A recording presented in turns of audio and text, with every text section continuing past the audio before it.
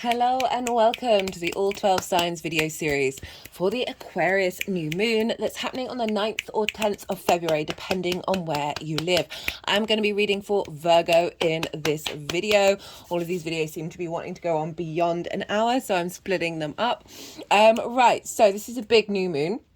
There's three different reasons for this. One is the first lunation for over 200 years with Pluto being in the sign of Aquarius, right? Last time Pluto was in Aquarius last year, it was after Aquarius season and before Leo season, so missing out on the lunations. So we've got this big energy showing up here.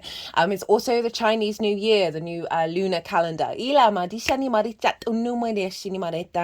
it's a great time to be celebrating the cross-quarter fire festival, either of Imbolc or Lammas, depending on which side of the hemisphere you're on. And this is in between the solstices and the equinoxes. These mark pivot points in our connection to the cycles of the earth, right? So really recalibrating.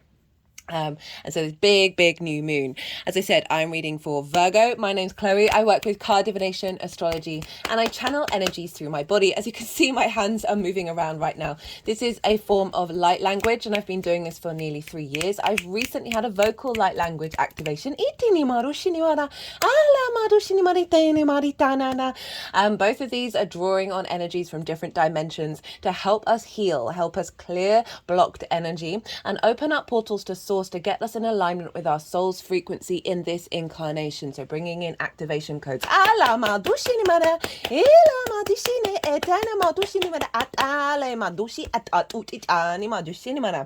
all of this is going to be going on during the readings. Even if you're not consciously aware of what's showing up here, it's still helping activate with co-creation with your higher self and source more alignment and integration. So, right, so words. They've been a bit all over the place at the moment. If for those of you who know your time of birth, I really recommend you check out the sign that falls in your first house, which is your rising sign. This is where all the signs will be as if they're in the first house. So the astrology will be clearest with that one, but it doesn't invalidate you looking at any other part of your chart, perhaps where your sun or your moon are. Look to whatever house they're in and the themes of that house and apply those themes to the messages that come through. So you can still look at any other part of your chart, because remember, all these transits are affecting every area of us. Right,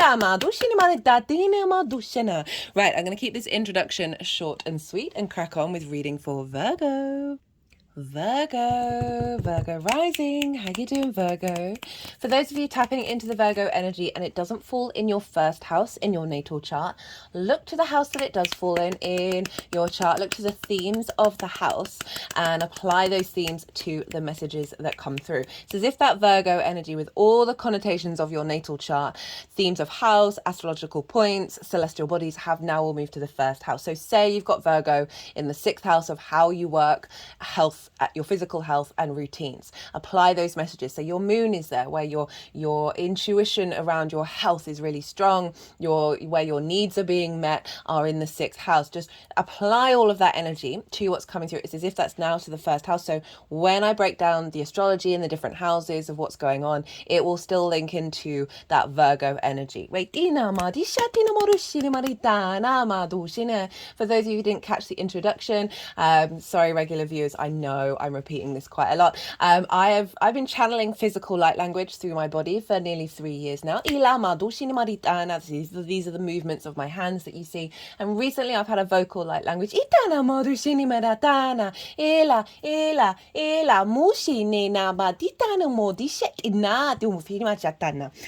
this is all going to be going on while I'm going to be talking about the astrology and then bringing the tarot in. As I said, even if you're not consciously aware of what it's all about, it's helping the light body bring in activation codes and alignment into integration. In co-creation with your higher self.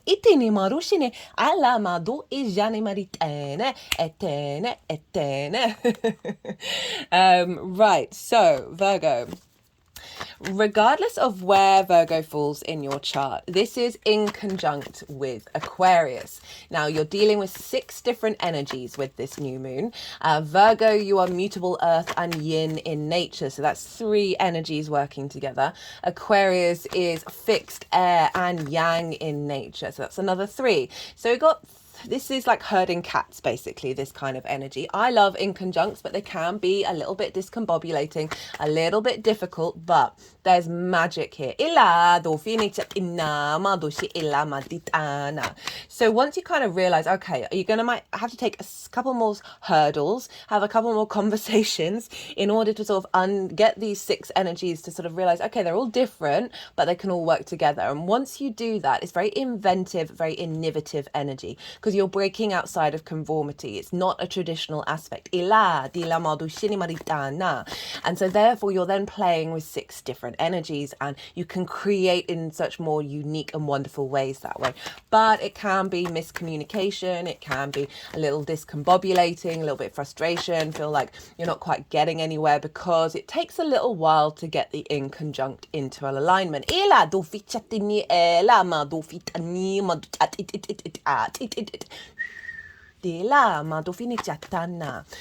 So wherever Virgo is in your chart, this is what's going on with this new moon. So I said in the introduction, this new moon is a big new moon. I feel like I say this every nation, but it does seem like we're constantly getting this very big, powerful energy at this time, which is not surprising. We're in a big state of transformation. So not only is it the first new moon, the first moon in the sign of Aquarius with Pluto for over 200 years. Last year, when Pluto dipped into Aquarius, it was after Aquarius season and before it left before Leo season.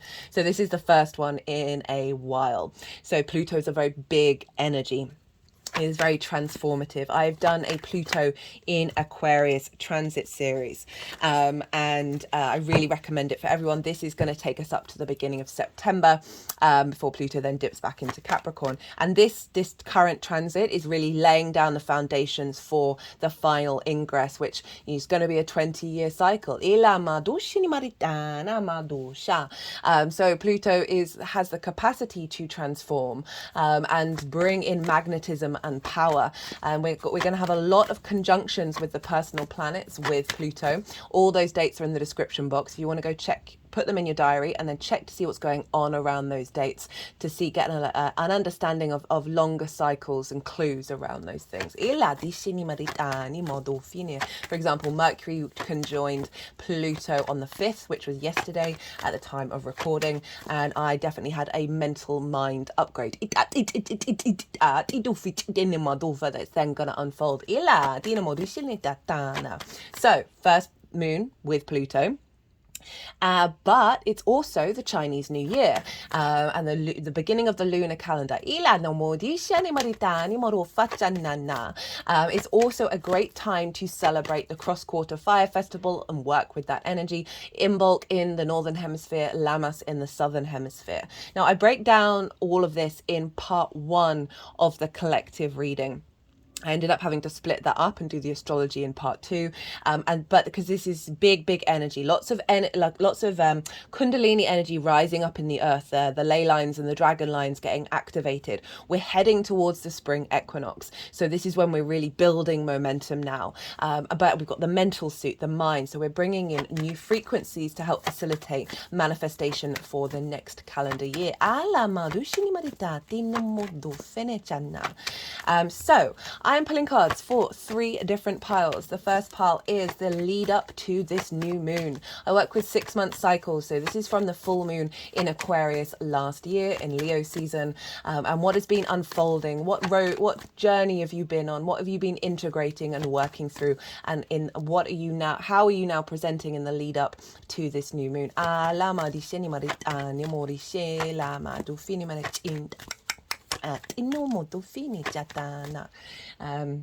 The second pile is the energy of the moon itself. As I said, I work with 6-month cycles.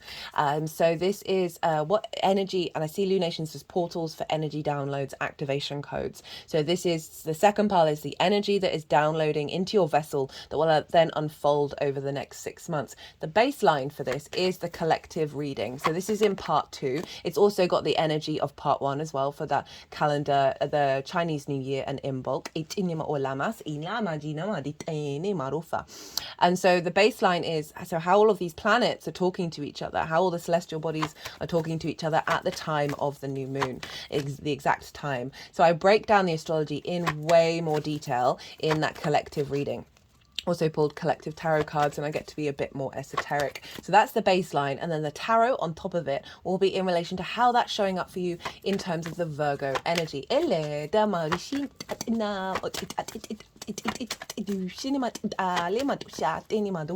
So I'm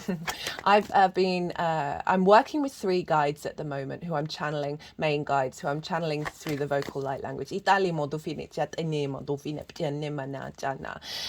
there's 3 showing up. So the one of them is a more masculine yang energy, which is this one, which is very much linked into earth manifestation, right? And also protection. The builder. And the other one is more of a feminine yin energy. It's very ethereal. It's linked into healing and attunement. And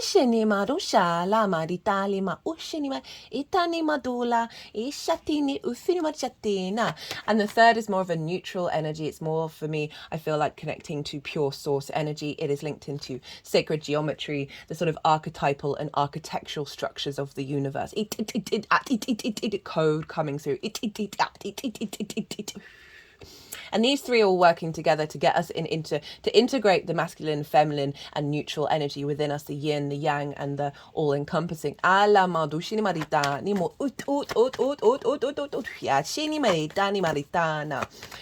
just thought I'd give you an idea, just in case you sort of pick up on some of the resonances while I'm about certain things that I'm talking about, because they can come in and reinforce what I'm channeling through what I'm saying out loud. Right, so second pile, as I said, energy that's downloading into your vessel that will then unfold over the next 6 months. The third pile is how this is all going to manifest moving forward. So how is it going to solidify? This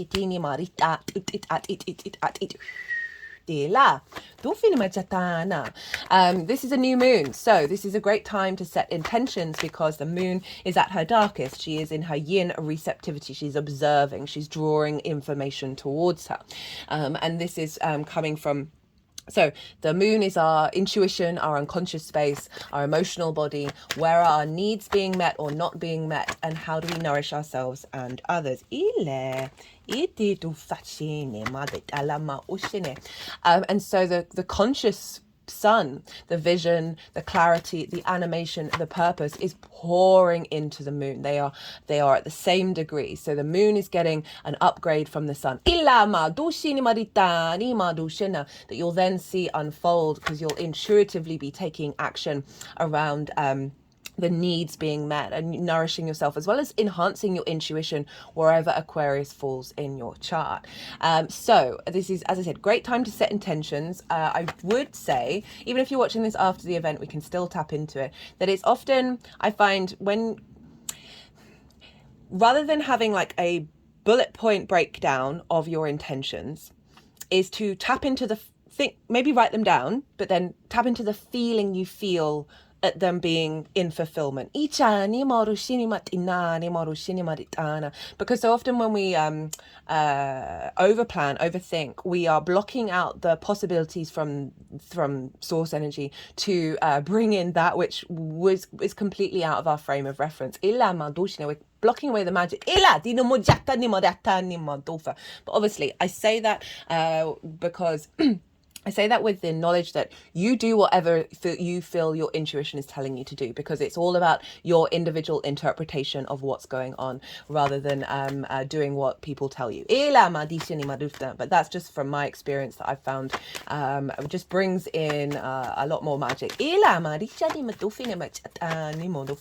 So Virgo risings, where is this happening for you? This is happening for you in your 6th house. This is the adult in the room, right? Adult in the chart. This is how you embody your work. This is your physical health and routines. It's also linked into pets, very interestingly, and co-workers. It's the house of service. Now, it's these elements, this is why it's the adult in the room. So often we can struggle being the adult in the room for ourselves for various reasons, and committing to this area of our chart. It's a very mature space. So this is why the in conjunct, it might feel a bit difficult, might take a little more effort to get to that space. But that said, once you do, you are working with magic.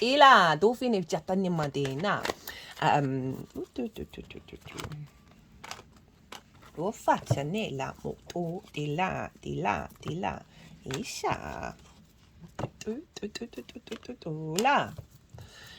Right, sorry, my brain goes a bit blank when they start cutting the deck because it's doing something different to what I'm used to, and my brain's like, so words disappear. So you're getting this energy frequency. Aquarius is sort of it is the utopian energy. It is beyond the traditional. It is looking beyond that to the future. It is very higher perspective. It can have an element of detachment while also still embracing all experiences. Okay, so it's often sort of the black sheep, and it can be quite fixed in its own black sheep mentality, but it's also very open and welcoming to others who may be different. So very much sort of the bird's eye view. Think of up in the sky of how much you're able to see. Can be detached. Can be logical and rational. There's often universal truths here in Aquarius, the sort of the philosophies, the fundamental core truths that you have within yourself in the way that you work. This is a good new moon, so we're getting this, sorry, words, that reminds me, for each of the readings I've been very much called to sort of talk about how since my vocal light language activation, my words have been flipping around, and sometimes it's a bit of a struggle, a bit of a getting things out, and I've also had this little tickle in the back of my throat. It's not a cough, it's not a sore throat, it's just there, and because I've been feeling this for ages, that we're getting this really high frequency, integrated frequency come down to elevate and bring in sort of the more angelic realms, right? This was the first card that came out when I was shuffling the Carl Gray deck. All of these oracle cards are here. I pull them before I'm doing the transit series. There will be a separate oracle reading. I'll be talking about some crystals as well that wanted to come out. This also came flying out like whoosh, with the Pluto in Aquarius transit, of bringing in this higher frequency that's an alignment with our soul. And the reason why I was bringing up the fact that since I've had an activation, the 3D has had to sort of recalibrate itself, and you can often get ill, you can often just have little things that are wrong with you and not feeling like you're quite in alignment. So I'm recalibrating at the moment, and I've obviously been called to say this because what I feel with this frequency is it has the capacity of disrupting our 3D.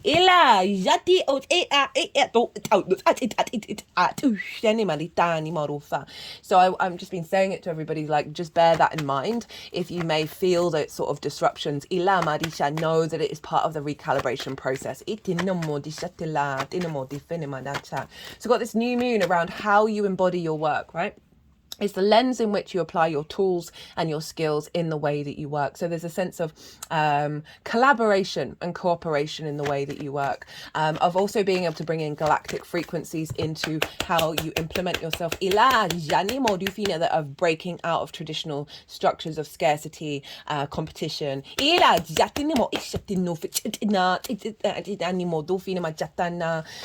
So setting intentions around activating and strengthening your intuition when it comes to your embodiment of work. I feel like you're going to get a new frequency come in that is going to be really strengthening that embodiment. It also can be a great time to set intentions around your physical health and how that's going to unfold over the next 6 months. Frequencies are a really good thing. I talk about this loads in the Pluto in Aquarius video. That our ability to tap into sort of sound healing is going to get magnified with this transit. ina modu shina modu ila dila modu shinimarit ani breath work ila la la la la la la.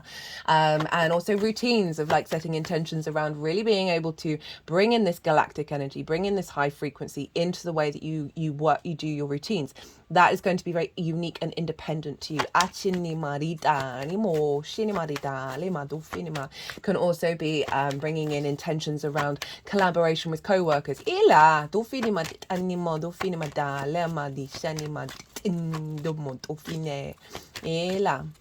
Okay, so this is all in conjunct your first house, which is how you embody yourself. So there's a sense of bringing into alignment this new frequency in a way that is breaking you out of old ways of being.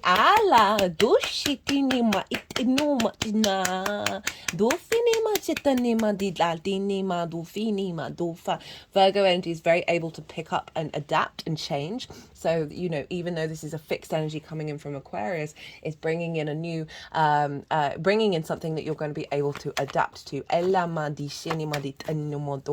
might want to observe the transmissions that come through before taking immediate action.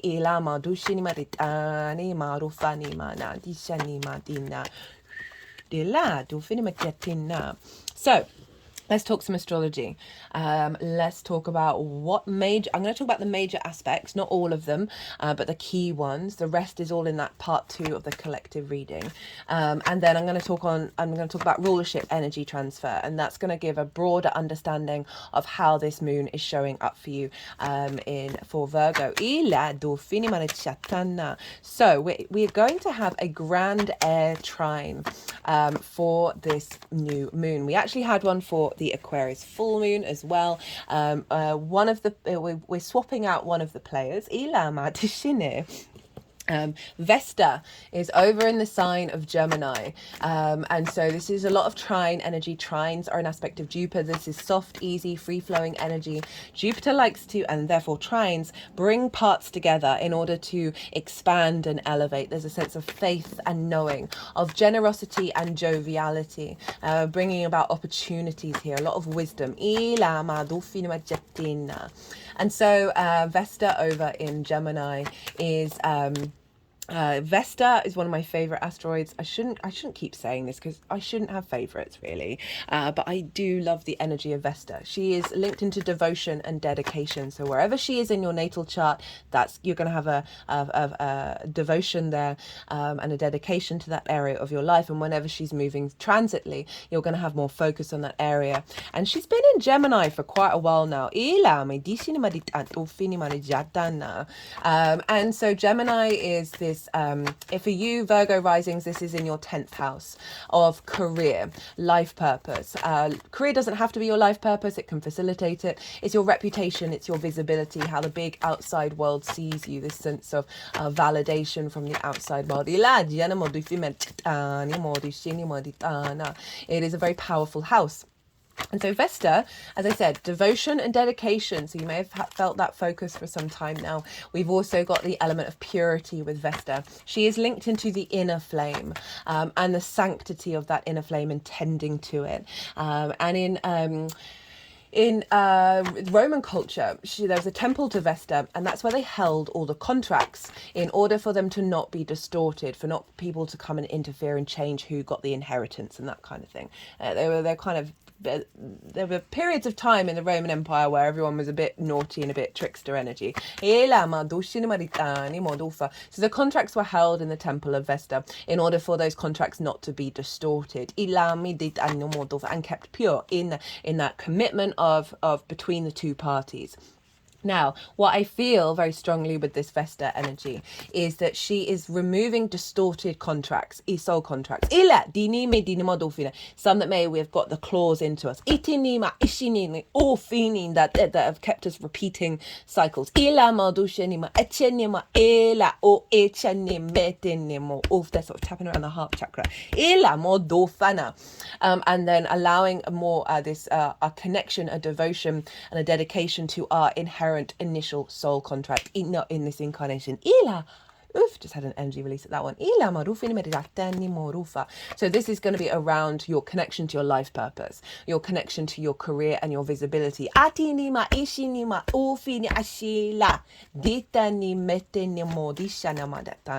this energy is feeding into the way that you embody your work. So what I'm feeling is, don't overthink the 10th house.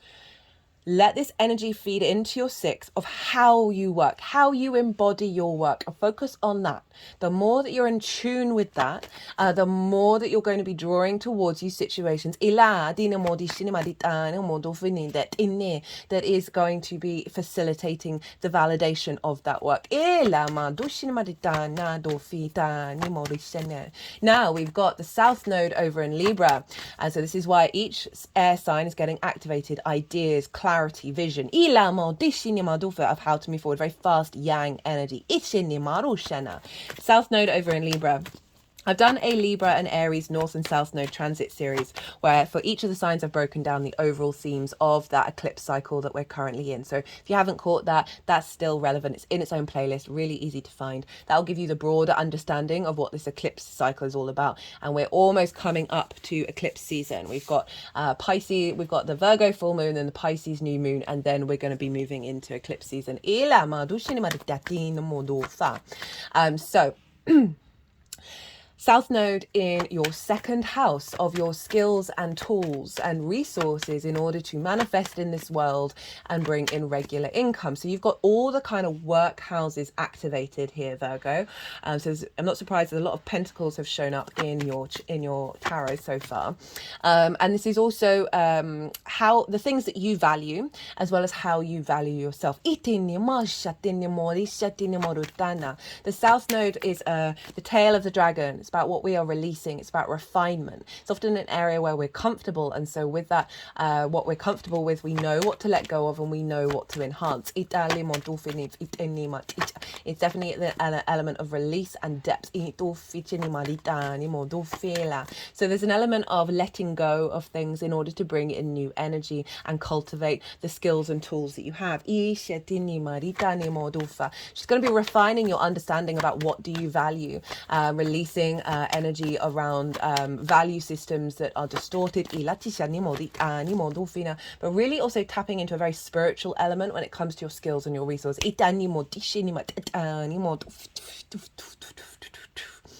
As well as releasing old dynamics when it comes to how you value yourself, because that's the most important thing. How you value yourself then impacts how you bring your tools and your resources into the forefront.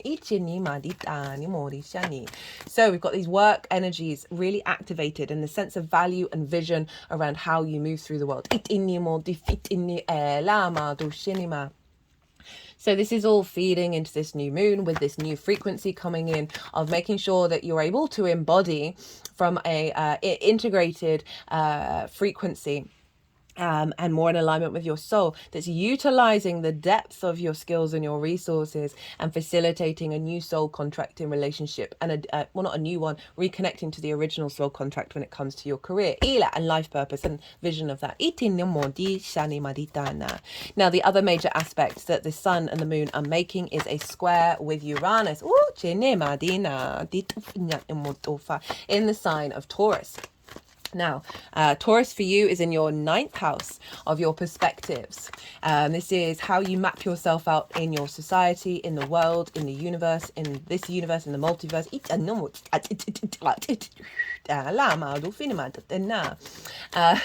And this is your morals, your ethics, your philosophies, your how you connect to book religion, source energy, spirituality, nature, science, whatever it is that's a matrix that's bigger than you, that you're a part of, and figuring out who you are in relationship to all of that. It's also about learning and teaching, mastering of something in order to broaden your own perspective and share that frequency and information with others to help not change their perspective, but facilitate different perspectives. It's about potentially going and living somewhere for a longish period of time that's unfamiliar to you. This can be on the 3D and 5D. And so this can be going and living in a country that is you haven't lived in before in order to broaden your perspective and come across new ones. But it could be moving to the countryside when you live in the town, or going into different dimensions. And Uranus has been there for a while. This Uranus square, Uranus is the liberator, the breaker of chains, the path clearer. It is the odd one out in the solar system, and it doesn't care. It's not bothered, right? It's comfortable and confident being its unique self, and it wants you to be so. It's here to liberate your soul. Very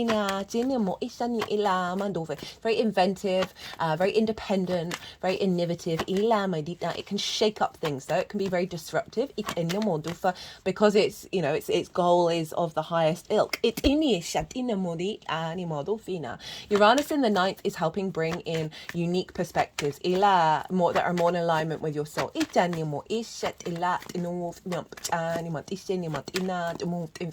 might have sudden urges to go and live somewhere else, or a desire to bring in higher vibrational frequencies into your perspectives and the way that you share and learn. And it's squaring this moon. We also had this at the Leo New Moon last year.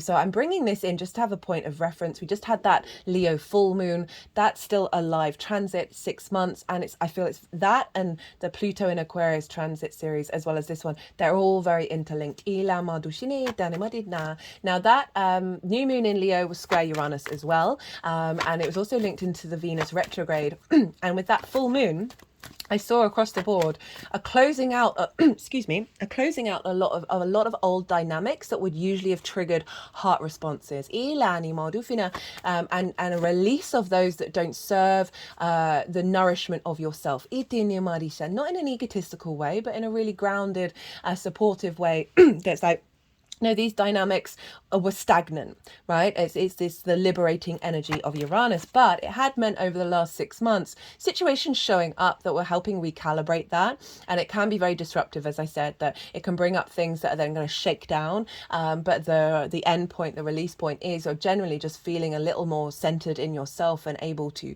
fully flourish. So we've got this square, which can bring about conflict, drama, frustration, or winning at all costs. And this is an aspect of Mars. It's a hard aspect, and this can involve a couple more steps in order to get into activation. So it can be that over the next 6 months there may be conflict coming up around your ability to bring your perspectives into the way that you work, or perhaps not having your perspectives seen by co-workers. And all of this is kind of to get you to go, well, I'm not bothered. I'm going to keep doing me. That's what the universe really wants you to do, is just keep doing you and not give up.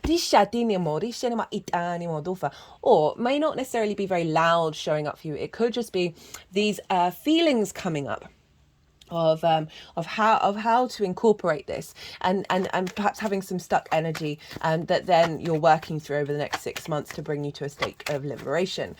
Squares are also big manifestation energy. Sorry, my words. That this is Mars, right? Mars in its purest form of motion, of friction, of motivation, of action. Without that, we wouldn't have atoms bumping up against one another, creating linear 3D time and space. So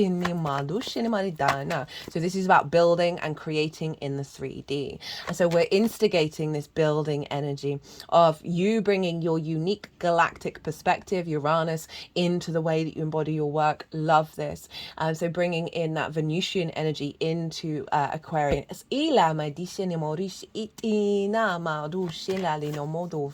That will then build and build over the next 6 months.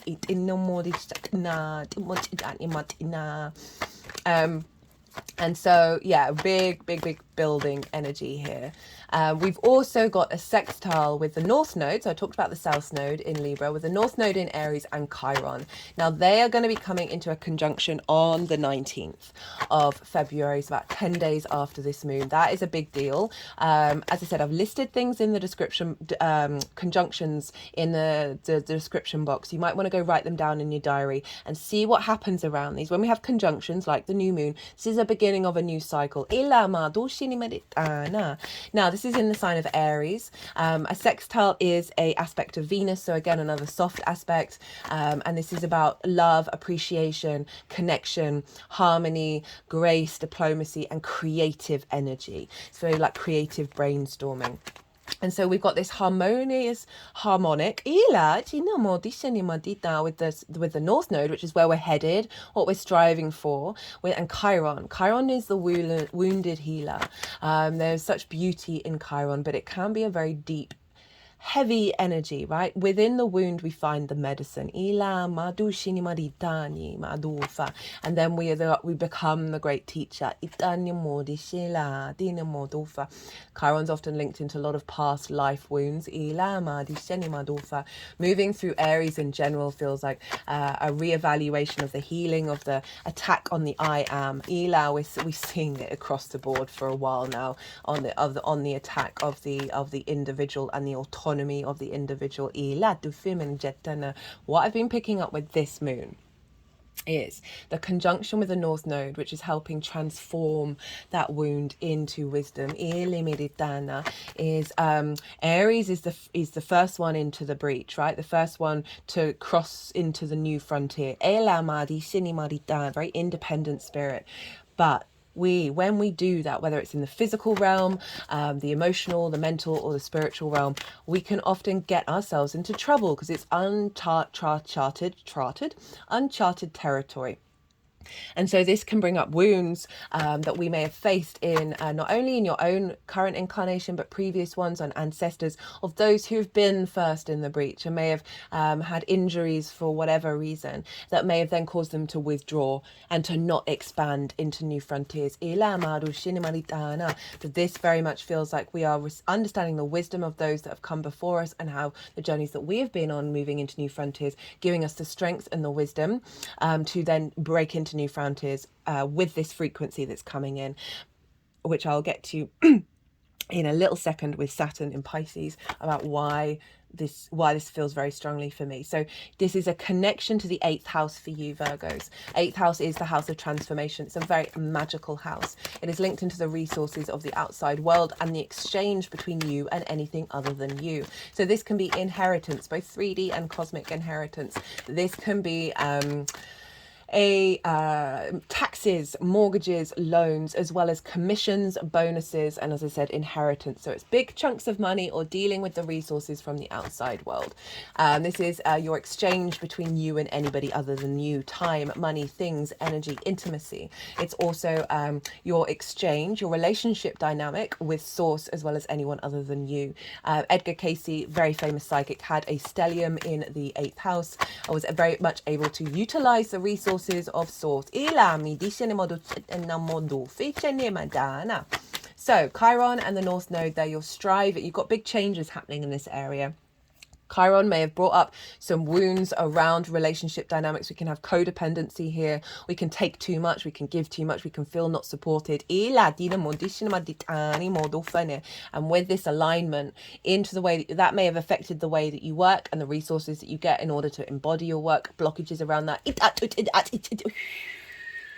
Now, what I feel with this sextile is finding a connection and more harmony between these wounds, not that zoom out perspective of Aquarius that's then allowing you to bring in this new frequency that is facilitating a furthering of the sharing of your wisdom in your embodiment of your work with the outside world.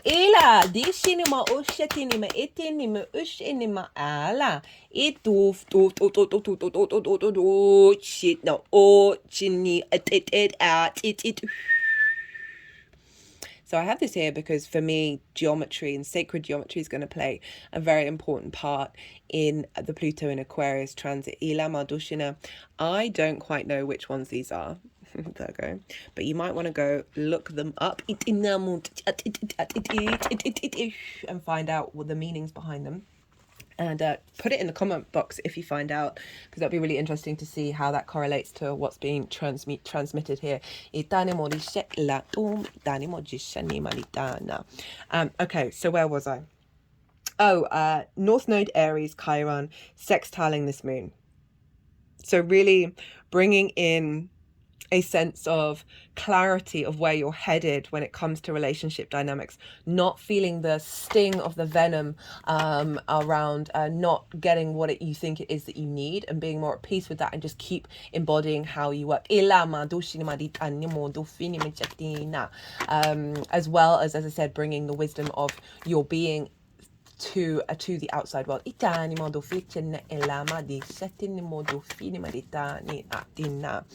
Okay, so those are the major aspects. I always forget this. Which is one of the main things. Pluto is conjunct Mercury at the time of this new moon. Mercury actually conjuncted exactly yesterday, which was the 5th. That's in the description box. You might want to look back to what happened then. I certainly had an activation come in around my nervous system and dysregulation. Aquarius rules the nervous system. But Mercury's still close to Pluto. It's at 7 degrees.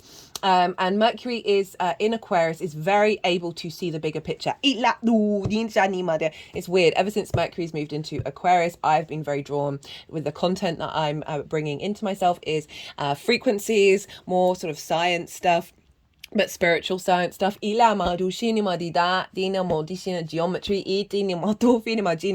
It's just been very, very interesting to watch what you're drawn towards when we have transits with the personal planets. Mercury very clever in Aquarius, very able to think beyond the constraints of what is traditional. Pluto is bringing about big magnetism, big change in this area of your life, but it's laying down the groundwork. So we're going to have Venus and Mars conjoin with Pluto, and they're going to also conjoin each other. Those dates are in the description box. A lot going on in Aquarius. You've got to check out what's going on, because these are activating new cycles. And this is why I think I've been mentioning about the discombobulation, even though this is a new moon and this will unfold over 6 months, is that because Mercury's conjunct Pluto, I feel like we're very quickly going to calibrate this frequency.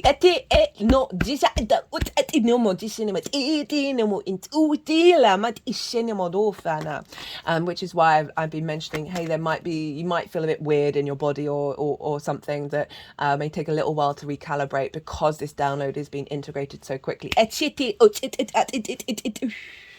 Especially with that square to Uranus, it's very quick. So really bring the power of what your work means to you, right? And how to see the details in order to facilitate that. Now let's get on to rulership energy. Okay, so we want to look to the ruler of Aquarius, because whatever's going on with the ruler of a sign is impacting the sign that it rules. And Saturn rules Aquarius traditionally, which is what I work with, and it is over in the sign of Pisces, right next door. And this is why I said, I can't remember what it was that I said, that basically Saturn being in Pisces, which is a very fluky energy, is very sort of there's an element of misdirection, or there's an element of it not being straight lines with Pisces, right? Aquarius can be very logical, can be very rational, and practical. Whereas Pisces, as I said, the fluky, the synchronicities that are stranger than fiction, right? So I talked about frequencies, I've talked about geometry. I think sound healing is going to get revolutionized, and that this frequency coming in is bringing in a new possibility of the universal truth within yourself. Very rational, right? Now, because Saturn's over in Pisces and is therefore influencing this moon, it's going to be like, yes, frequencies, yes, geometry, these are fundamentals of the universe, cool story, but hey, I've just pulled this crystal out of thin air, and that's also real, and that's also a fundamental truth of reality.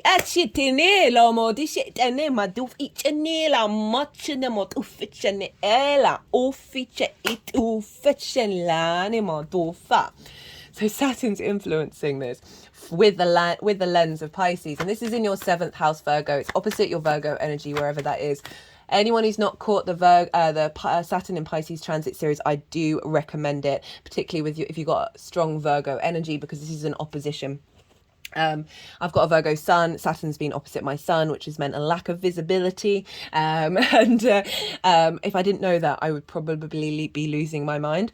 So Saturn, I always still recommend the first transit because I talked about Saturn in the 7th house in a lot more detail. Also in the introductions, the major themes are laid out there. Second transit was the retrograde. Third one is live. This is taking us up to the end of June with Saturn being direct. So you might want to go check that out because it's a big transit opposite your ascendant as well. That's pretty heavy stuff.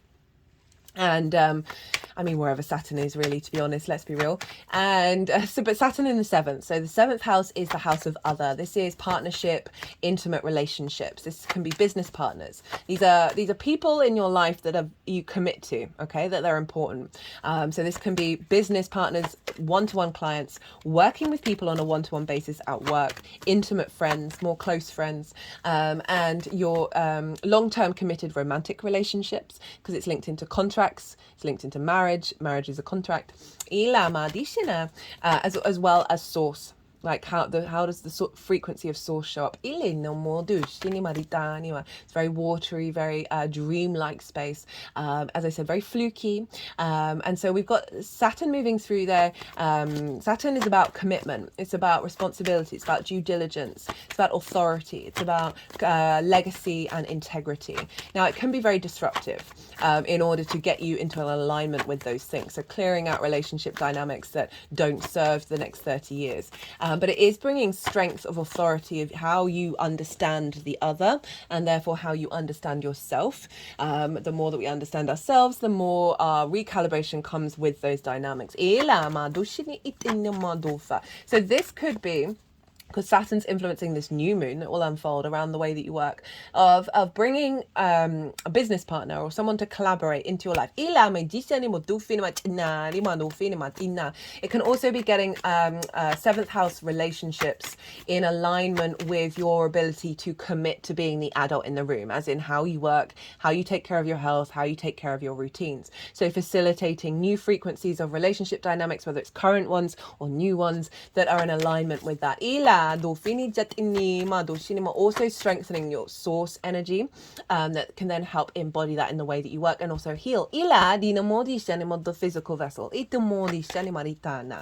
Now, Saturn is ruled in Pisces, which is ruled by Jupiter. So where's Jupiter? Well, Jupiter's over with Uranus in the sign of Taurus, which is that 9th house perspectives. I love a Jupiter in the... Oh, excuse me. Sorry about that. There was the tickle in the throat.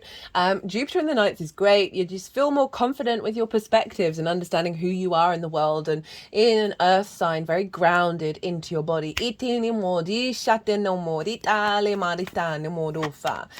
Jupiter, this sense of faith and knowing, this deep wisdom and the bringing together of all of your perspectives in order to elevate and expand, which is influencing your 7th house. So you understanding who you are in relationship to the matrix of the universe is then feeding into your 7th house of relationship dynamics. Now, this is a very similar format. It's exactly the same as the energy rulership of the Leo full moon, which is why I feel they're all very much interlinked.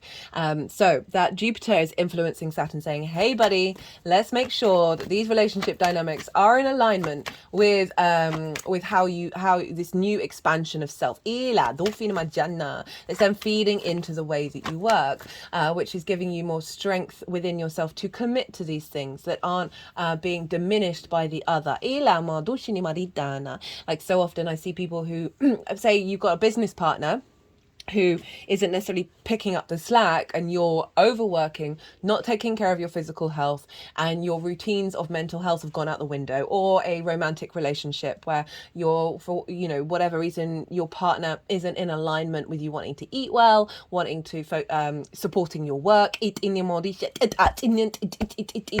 is clearing these out.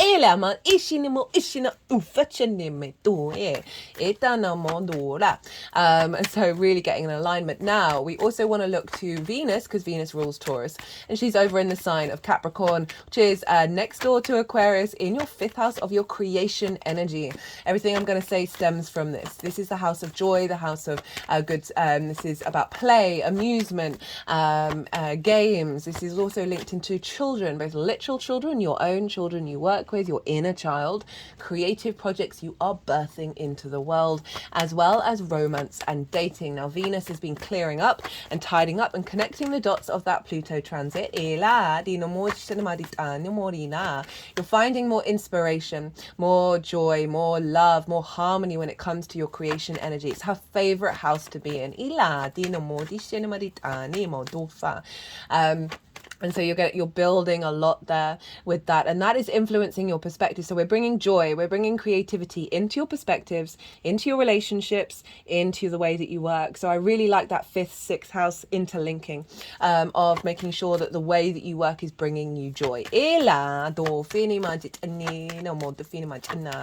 so she's in Capricorn, which is ruled by Saturn. So we've got this feedback loop between Saturn, Jupiter and Venus, and we are dealing with a very yang orientated moon. This is air and fire here mostly, and then we're being held, so by aspect there's a lot of air and fire, and then by energy rulership we've got this earth and water that is creating this vessel for this frequency to come in and really be activated very quickly.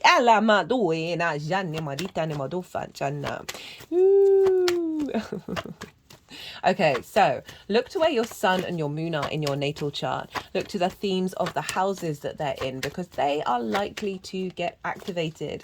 I know somebody's got a moon in the 6th house, and almost every lunation, not every lunation, but most of them, something to do with physical health is showing up, or going to the doctor or going to the dentist.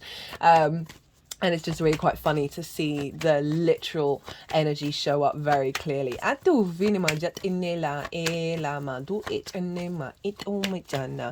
going to add on a more personal element to what's coming through in the general Virgo reading. Okay, so I've said everything that I wanted to say. 50 minutes, keeps getting longer. And I'm talking really fast as well, so it's baffling. Okay, so I am going, or see if they want to pick the deck up again, or if that was everything.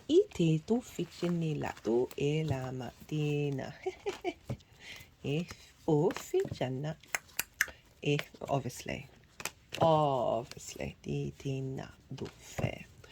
Right, so I'm going to go consciously quiet. We just had the yang action side of the reading, the go, go, go, all the stimulation. Now we're going to have a little bit of yin, night, rest and digest. I'm going to go consciously quiet, soften my mind, let the energies move through me. They're going to do some physical and vocal light language, and then they'll move the cards into the 3 piles, and I'll bring the tarot back into the astrology. I call you to soften your mind as well. You just had loads of information. Let that all settle into your unconscious space and see what intuitive hits come up while we're in this yin energy. Ufina jana dala madi jana ishana ishana ishana. I do feel for these energies, because even though since I've been doing the channeling and also working on myself and really getting myself in alignment, my throat chakra's opened up. I've always had a very out of key, distorted voice unless I'm in a choir. And that's been getting better, but it's still not great. So I do feel for these energies that are having to work with this.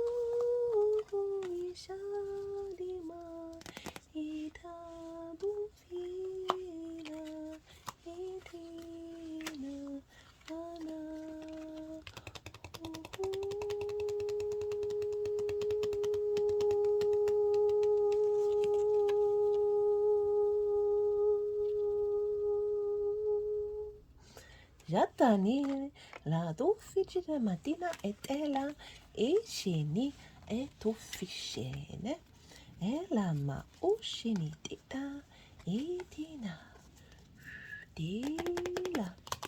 Oh, third eye is throbbing. Ishiti la meditini e la wana dana jeni ala jana.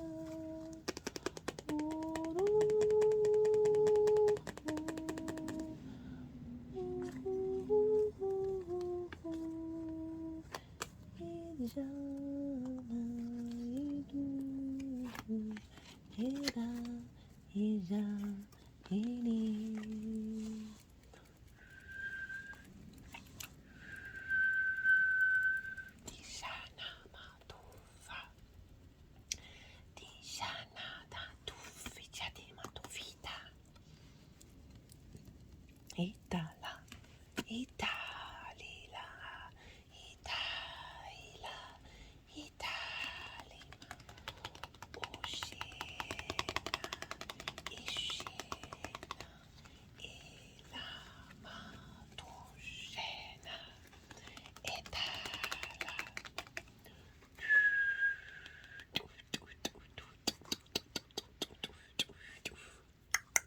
Look at all those pentacles. Gini, Dufini, Dalama, Ditine.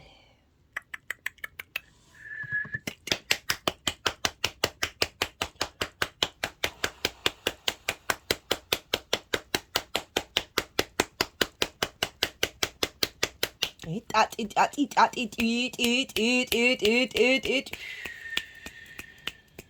Ishitini moria ni mandushi ni maritata ushina madufisha li madure mi shitani ma itini na madushitene na ela madure ma jatina madushina inna motufine ma ishitini etani ma ela dushe ma Dore dele mentishinemo uficini big manifestation any coming through. Ile ma ushene otani oshene ma itini. You are protected along your path. Ishatine dofichitini ma dofi. Remember your strength. Ila ma dushitane ma uficini ita ishite. Ne ma do shete ala ma ila u fit shete no la dinam at it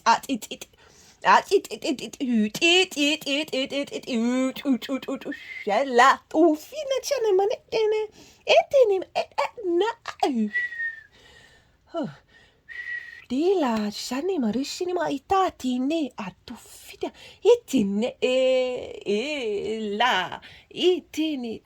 My toes are sort of curled under and the hand is the middle of the forehead pointing up through the crown chakra. Itini shatine ofini dini. You have the wisdom and the intuition to guide you. Ele mado ishitino etini no fini etini. You're cultivating a deep power within yourself. Ishatine do fetchene.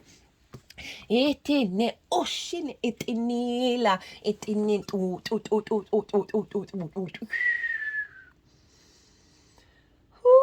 had some actual words coming through with that one. Ila, that doesn't happen too often at the moment. As I said, I'm integrating all of this. Ishini mondo ichanya ila dila uffichet enima ila itina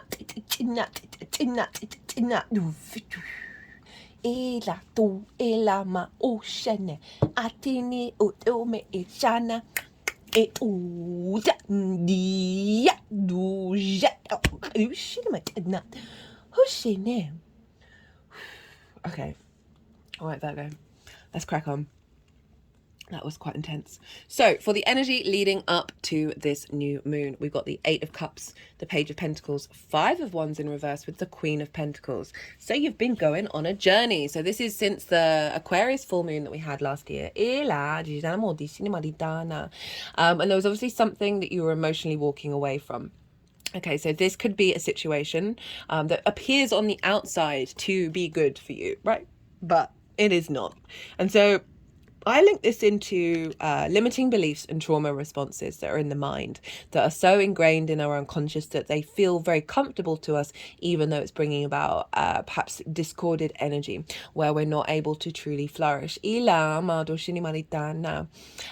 this is figure is decided to leave, to walk away from those habits, and have gone off on a journey to go climb this mountain to get a higher perspective. This happens to be Saturn in Pisces, this card. So that might be linked into sort of relationship dynamics that may have limited, or at least relationships in your life that may have created limiting beliefs. That you've been so over the last 6 months you've been consciously walking away from.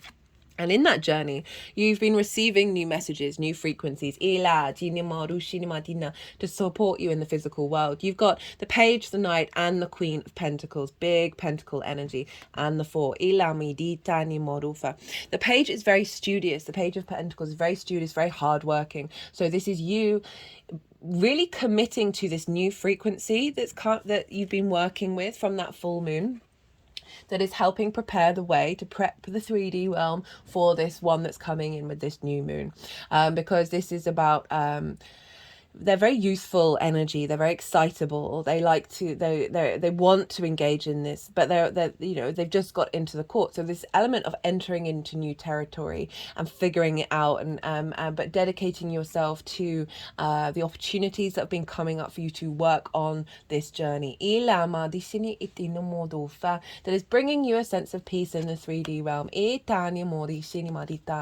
So around the 6th house, this can be, as I said, old work habits that haven't served you, health habits that haven't really been in alignment, and perhaps procrastination around routines. And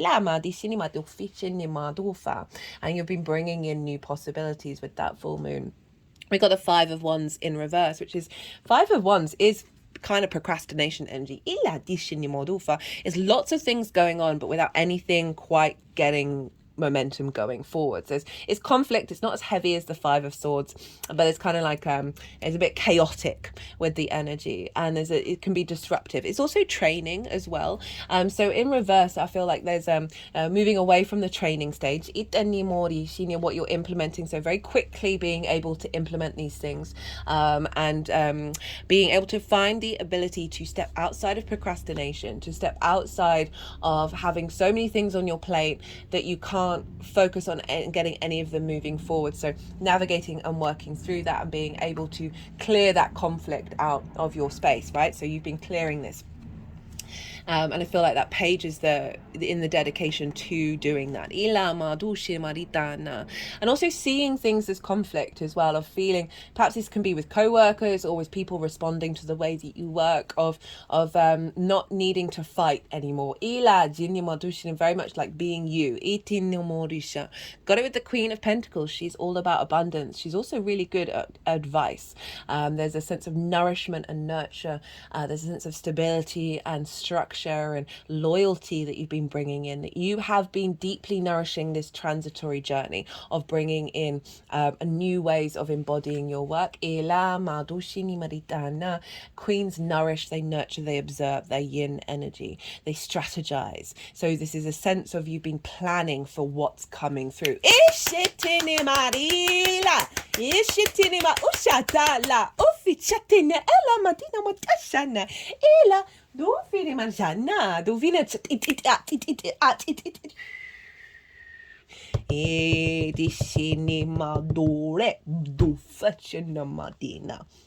Now, there's quite a few cards here. For the energy of the moon itself, what is being downloaded into your vessel at this new moon that will unfold over the next 6 months. We've got Jupiter, we've got the Wheel of Fortune, we've got Neptune, the Hanged Man, we've got the Ace of Cups, Aquarius, King of Swords. This has been showing up loads, not surprising, and showed up in every sign bar Pisces in the Pluto and Aquarius transit, and was quite around with the Leo full moon, which is why I feel these are all really interlinked. So if you haven't seen either of those, I do really recommend them, because this feels very like a big point of the year, right, for the next year, crowned by the 4 of Pentacles. So you've got all of this major arcana being then crowned by the Four, which I love, right? Love the Four of Pentacles for this transit for you. Wheel of Fortune. So what's being instigated is a changing of fate, right? More expansion, more elevation. There's going to be situations and events that are happening that are more fated. And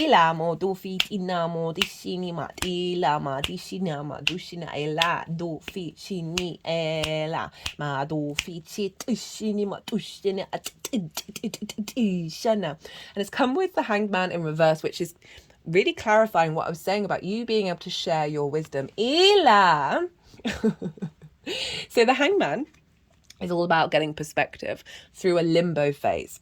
And this is the only card with a halo representing enlightenment. But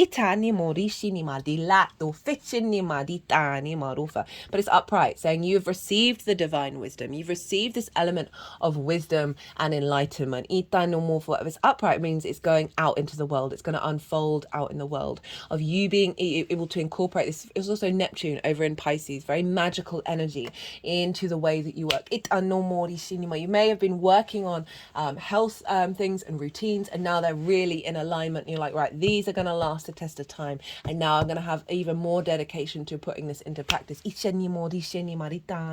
what I'm feeling also is this very creative energy come through. But coming from a place of source energy. You think of Saturn in the 7th with source. Your perspectives. Your embodiment of them. Venus over in the sign of your creation energy. All of this feeling into the way that you work, that's then getting into alignment with that grand air trine of the skills and tools that you have to facilitate that towards your life purpose.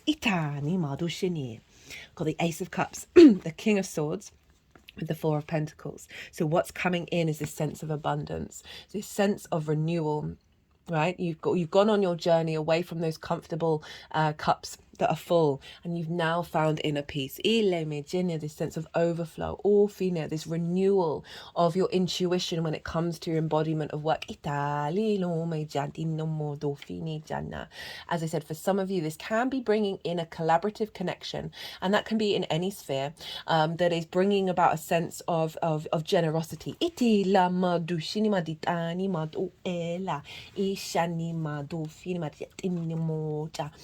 But just generally feeling more in love with the way that you take care of yourself and the way that you work. And it's abundant, so there isn't this drain. With the King of Swords, right? This is Aquarian energy. The kings take action on the nourishment of the queens. This is clarity, this is vision, this is divine inspiration. There's a real sense of autonomy and sovereignty in the way that you work, and you being able to put that into practice.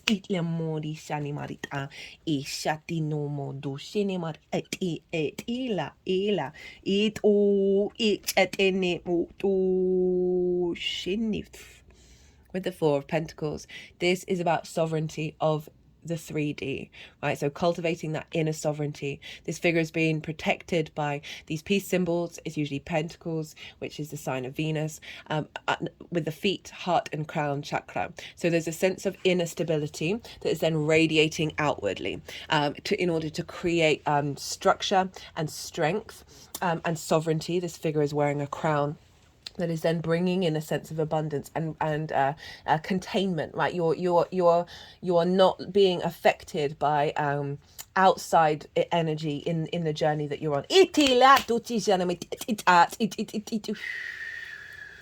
And having that sense of strength in the way that you work is really going to draw things towards you, right? This stability, this knowing, this faith. What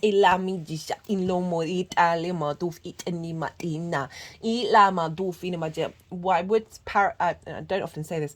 Make sure you're not holding on too hard, okay? So there's an element of containment while being soft and in the flow. Which I watch is why I like that Ace of Cups showing up as well, because it's bringing flow into it.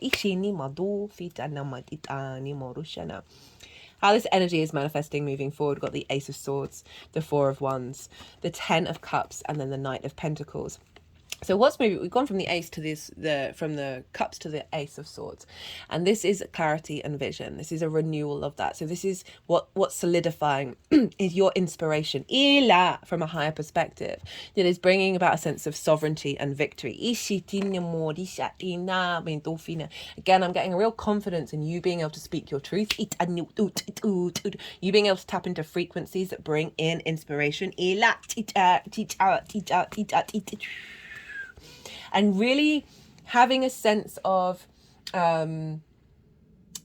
clarity in the power that you have, right? In your power that you're manifesting, and be able to wield it with more perspective and truth rather than a distortion into this is the soul contract in activation. Got the Four of Wands. This is about celebrating the hard work that you've been putting in. It's a milestone, so there may be something that's going to unfold moving forwards that's a cause for celebration. What I feel is like you really being very satisfied with the work that you're putting in and how that is coming into fruition. This is also slightly a collaboration card because these figures, it's linked into the harvest. And this is so it's quite appropriate because this is in the future, and in the northern hemisphere at least, this is the time when we start prepping for the harvest. That like in 6 months time, that's Lamas, right, of when we see the abundance everywhere.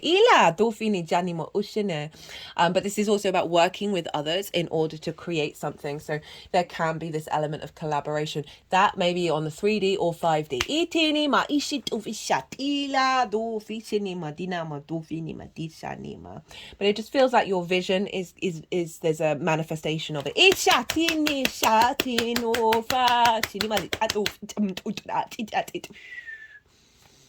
I've got the Ten of Cups with the Knight of Pentacles. Love this combination of like helping you move forward into the next cycle.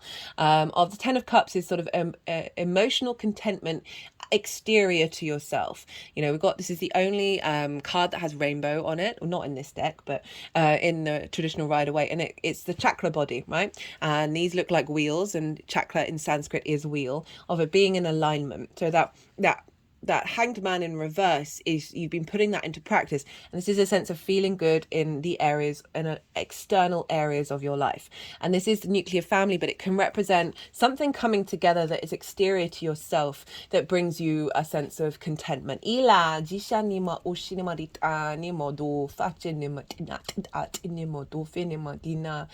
So it just could be around perhaps being in an environment with others that will respond to the way that you work. Opportunities and resources coming through where you're really, if we link it into career and life purpose of opportunities coming through that is helping activate this. But just generally moving away from questioning how you work. And then we've got the Knight of Pentacles. You've got Pentacles crowning all of this energy. The Knight of Pentacles is the embodiment of Pentacles, of 3D realm, of this sense of containment in the 3D, of manifestation in the 3D. It is linked into health and work, so this is kind of really appropriate for the 7th house. It's the biggest horse. It's the slowest horse, but it's the biggest horse. It's going to get you where you need to get to. There's a safety, there's a security, there's a stability, there's a loyalty to this, is commitment. And this figure has, both the figure and the horse have oak leaves, and this is representing strength and wisdom. And what with this card is very much saying you're going to be integrating a level of embodiment in the way that you work that is going to last the test of time.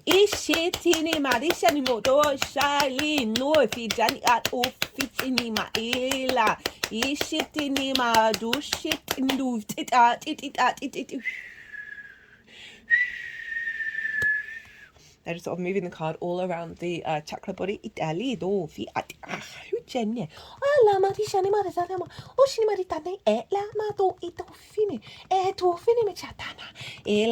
Bringing that that clarity, that vision of the Aquarian energy into the 3D. Achini, oh shitini madila, itile matufini chatile ela, itano moro ejanima. So also it can be about going back to the collaboration of somebody coming into your life who represents this energy, that you're working together in this way. Ila dufini michatini moro fitit ali marishene.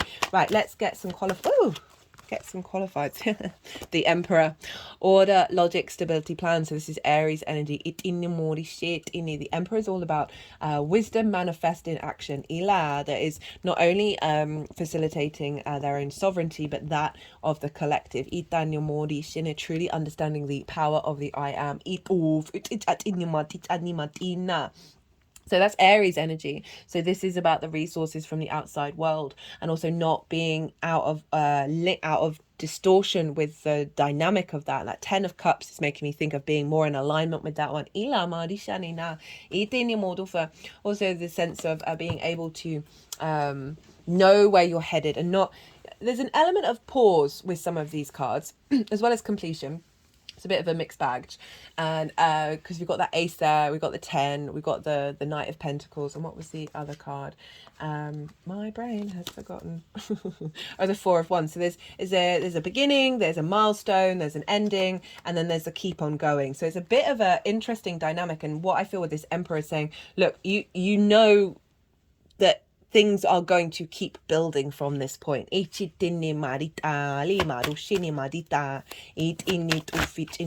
it's like saying logic, stability, plans, that there's a lot of processes unfolding. Got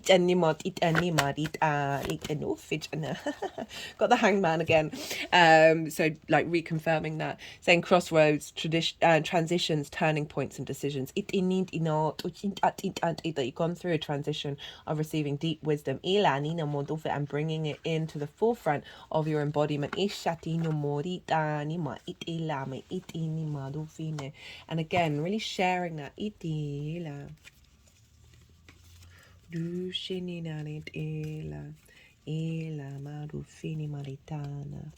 I'm going to pull some more qualifiers from the numerology deck. Let's see what wants to come through. I just feel with that Hanged Man in reverse again, it's really just confirming that your inner wisdom is becoming an outer embodiment. That is helping you get an alignment with your life purpose, or activating or the work you've already been doing. There is the element, even though the Hangman's in reverse, there is an element of acknowledging that things can take time. It's not a fast energy, but it's still bringing that wisdom of the cycles out into the world.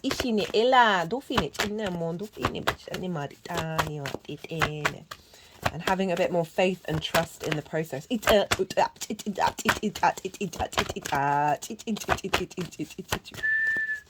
Right, let's see what else wants to come through for my lovely Virgos.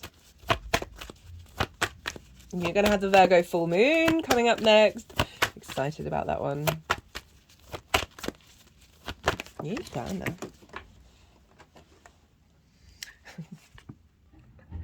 Oh, you couldn't make it up. That's just really what's been coming through quite loudly. But always bring it back to what you love to do. Be you. Follow from your heart. And this is bringing back that Leo energy in, which rules the heart. Right, Virgo, I'm going to leave it at that. That was pretty straightforward, those last couple of messages. I hope you enjoyed this reading. If you did, don't forget to hit the like button. If you want a personal reading, my email address is in the description box. Send me an email, write out what it is that you're looking for. I've got lots of things I can bring to the table. I'll tap into your energy and see what wants to come through. I really like to tailor to the client. At some point, it's been pinging in my brain, and I can tell when things are pinging in my brain that things are going to start getting in gear, because that's how takes me a while to find the inspiration. I'm going to be getting around to doing my website, which might make it a bit easier for personal readings to come through for you all, because anyway, words. Be good to yourself, Virgo, be good to those around you, and most importantly, be well until we meet again.